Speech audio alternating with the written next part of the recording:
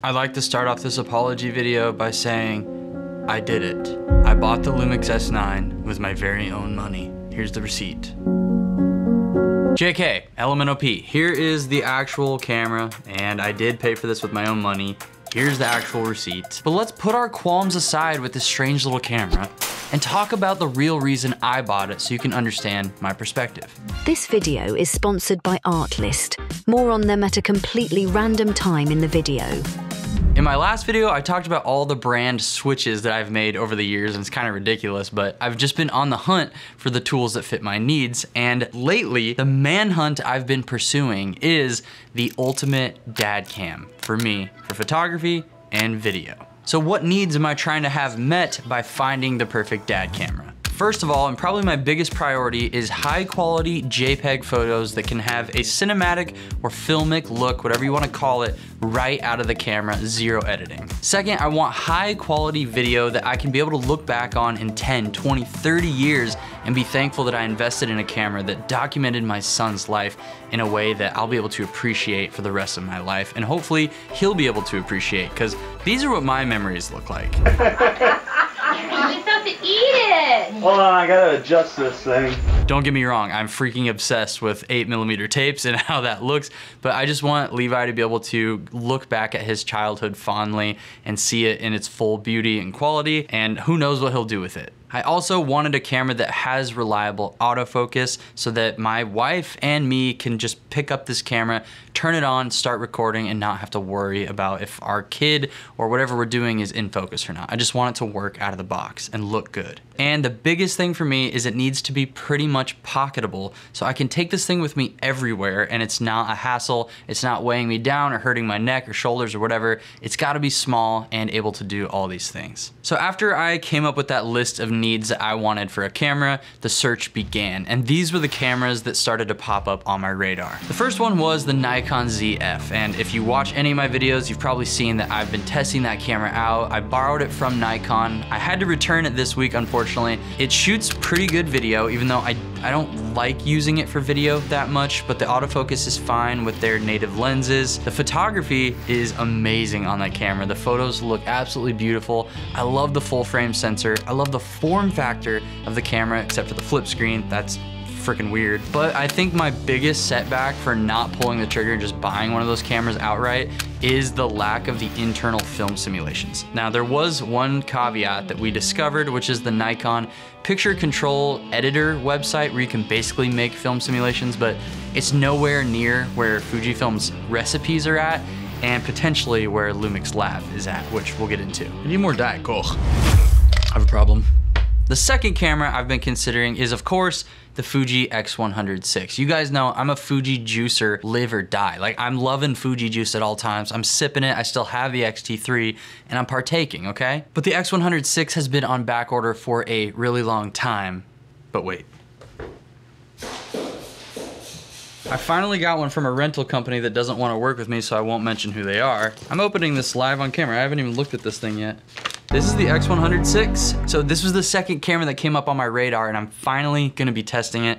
Not in this video, but I'm doing a huge video on this camera over the next week. We're having a bunch of friends over, and I'm gonna be making like a mini documentary with this camera and based around this camera. So, am I in focus? Okay, cool. Thanks, Sony. I think this camera is an obvious contender because it's extremely lightweight. It's got the latest Fujifilm recipes plus all of the recipes of the past, the built-in lens. Apparently it shoots really beautiful video. I have to test all of that stuff, and it's incredibly compact. It has a viewfinder. It feels way lighter than I expected. This feels really nice, and it's just got a premium feel. So even though I bought this camera, I'm not opposed. If I like this one more, I will sell this. I'll get rid of it and buy this one. I'm not loyal to any brand. I wanna find the perfect dad cam to document Levi's life and me and Lauren's life. So this is the second one I considered. But then the freaking Lumix S9 announcement happened. I had no idea this camera was coming out. I didn't get any sort of inside scoops from Panasonic or anything. Before any of the controversy happened around this camera, which is hilarious to think about, in our scene, there was controversy. As soon as it came out, I was watching videos that my friends were making. I was like, oh my gosh, did Lumix make this camera for me? Is this the dad cam I've been dreaming of? Yes, there's some quirks we're gonna get into, absolutely, but I immediately pre-ordered this before any of the craziness happened, so. Sponsor time. I told you it would be random, silly goose. Artlist is a freaking amazing resource for your videos and film projects. Need high quality music? They got it. Need stock footage that doesn't look like butt cheeks? They got it.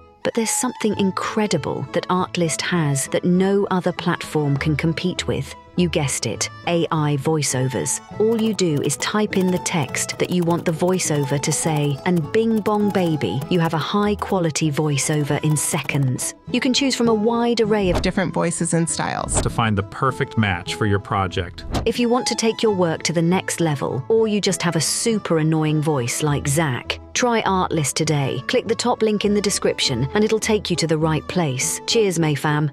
Just for comparison's sake, I just want to hold these up to each other because I'm so curious. I took the lens off the Lumix, but we got full frame, APS-C. Let me know if you guys want a dedicated video comparing these two cameras. Wow, they're way more similar in size than I was expecting. That's cool. Here's what I've noticed about the S9 so far. The first thing is the lack of an EVF is probably gonna be pretty annoying for me. If I put a strap on this camera, a little Peak Design strap, my gut instinct is to put the camera up to my eye like this, but there's just a screen on the back. So if I wanna keep it compact and not get in the way of the strap, I leave the screen where it's at, like this, and try to shoot photos kinda like this. But if I wanna go down, it gets annoying. So I have to flip the screen out, and then immediately my strap is blocking my view of the screen in a way. So like if I hold it like this, the strap just gets over the screen and it's really annoying. In my head, I'm like, okay, Panasonic, you don't give us an EVF, fine, I'll use the screen, but why the flip screen? But I also like the flip screen for video, so it's like just GH7 screen. Would have been great. Navigating the menus, this is probably the next thing. If you wanna go into the menus, you can navigate with this, but you also have your scroll here, but there's also this dial on the top. It took me a second to figure this out, but you can click over to this main section here and go up and down with this. But if you scroll, it goes through the sub menus. But if you scroll with this one, it goes through the middle menus. So you just have to get used to navigating like, okay, I wanna go to my video settings, I wanna scroll down to focus, and then I can scroll through focus here. The next thing I've been discovering is this real-time LUT feature. Of course, this is what everybody's talking about with this camera. This is a big learning curve, and if somebody's a beginner, which is who this camera is marketed for, I think real-time LUT is gonna be pretty intimidating for folks. I'm gonna be really diving into it, trying to learn everything about it possible so that I can give other people information. Because if I do decide to keep this camera, I'd love to make multiple videos about this and just help people understand the best ways to use it and discover new ways to use it. And another thing I messed around with is I have my power grades in DaVinci Resolve. I exported my power grades as a 33-point LUT, airdropped it from my Mac to my phone, and within the Lumix lab, you can just go to your files in your iPhone and import a LUT file directly into the app, transfer it to your camera, and shoot with that LUT baked into your footage, which is pretty freaking cool. You can also use that LUT to shoot photos. It's just kind of wild that this is an actual workflow that isn't complicated. Like once you figure out how to make a LUT and export it, you just put it in your camera within seconds and you can start shooting photo and video with it. Next thing I want to mention is the IBIS in video. It's just better than Sony. I don't think that's a surprise, but I haven't used Lumix cameras in quite a while, and the IBIS is surprisingly good. Even just walking around on the streets testing this camera, I was pretty impressed. The thing they need to fix is take the 10-minute record limit off the camera. I wanna film and I wanna melt my sensor. I don't wanna keep hitting record, I wanna burn this thing. The microphone, internal microphone, is actually not bad. I don't plan on putting a shotgun on this because I just want it to be portable. Are we excited? Is that your buddy? Yeah. Oh. He'll be your buddy?